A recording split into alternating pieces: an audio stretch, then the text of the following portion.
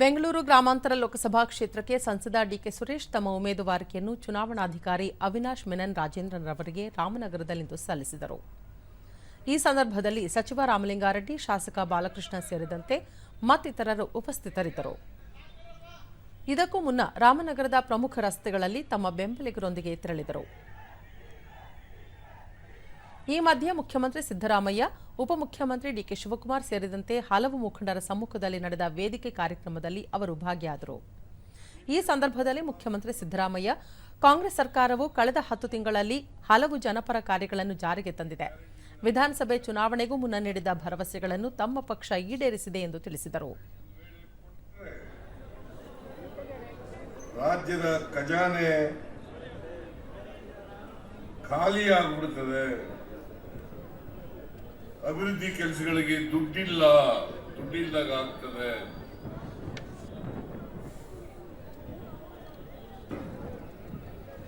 ನಾವು ಯಾವ ಟೀಕೆಗಳಿಗೂ ಕೂಡ ವಿಚಲಿತರಾಗಲಿಲ್ಲ.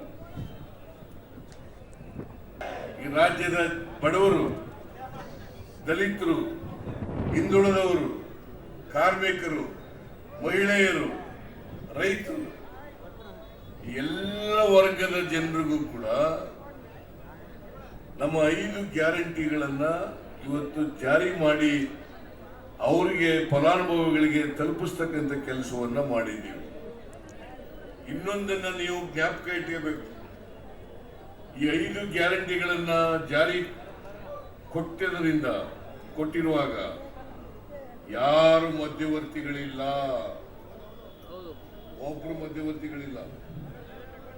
ನೇರವಾಗಿ ಫಲಾನುಭವಿಗಳ ಅಕೌಂಟ್ಗಳಿಗೆ ಹಣವನ್ನು ತಲುಪಿಸ್ತಕ್ಕಂಥ ಕೆಲಸವನ್ನು ನಾವು ಮಾಡ್ತಾ ಇದ್ದೇವೆ. ಹೌದಲ್ಲ?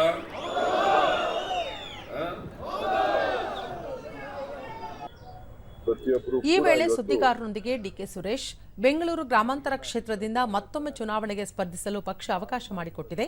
ರೈತರು, ಬಡವರು ಹಾಗೂ ಎಲ್ಲ ವರ್ಗದವರ ಧ್ವನಿಯಾಗಿ ಕಾರ್ಯನಿರ್ವಹಿಸಲಿದ್ದೇನೆ. ಕ್ಷೇತ್ರದ ಅಭಿವೃದ್ಧಿ ಕಾರ್ಯಗಳನ್ನು ಗುರುತಿಸಿ ಕಾಂಗ್ರೆಸ್ ಅನ್ನು ಬೆಂಬಲಿಸುತ್ತಾರೆ ಎಂದು ವಿಶ್ವಾಸ ವ್ಯಕ್ತಪಡಿಸಿದರು. ತಲುಪಿಸೋದ್ರಲ್ಲಿ ನ್ಯಾಯವನ್ನು ಒದಗಿಸಿಕೊಟ್ಟಿದ್ದೇನೆ. ಅದಕ್ಕೆ ಇವತ್ತು ಕೂಲಿಯನ್ನ ಕೊಡಲಿಕ್ಕೆ ಜನ ಸಿದ್ಧರಾಗಿದ್ದಾರೆ. ನಾನು ಕೂಡ ನಾನೆಲ್ಲ ಮತದಾರರಲ್ಲಿ ತಮ್ಮ ಮುಖಾಂತರ ನಾನು ಮನವಿ ಮಾಡ್ತೇನೆ. ಇವತ್ತು ಏನು ನಾನು ಕಳೆದ 10 ವರ್ಷ 8 ತಿಂಗಳಲ್ಲಿ ಕೆಲಸ ಮಾಡಿದ್ದೇನೆ. ನನಗೆ ದಯವಿಟ್ಟು ತಾವೆಲ್ಲರೂ ಕೂಡ ಕೂಲಿ ನೀಡೋದ್ರ ಮುಖಾಂತರ ಮತ್ತೊಮ್ಮೆ ನನಗೆ ಆಶೀರ್ವಾದ ಮಾಡಬೇಕು ಅಂತೇಳಿ ವಿನಮ್ರವಾಗಿ ಮನವಿಯನ್ನ ಮಾಡ್ತಾ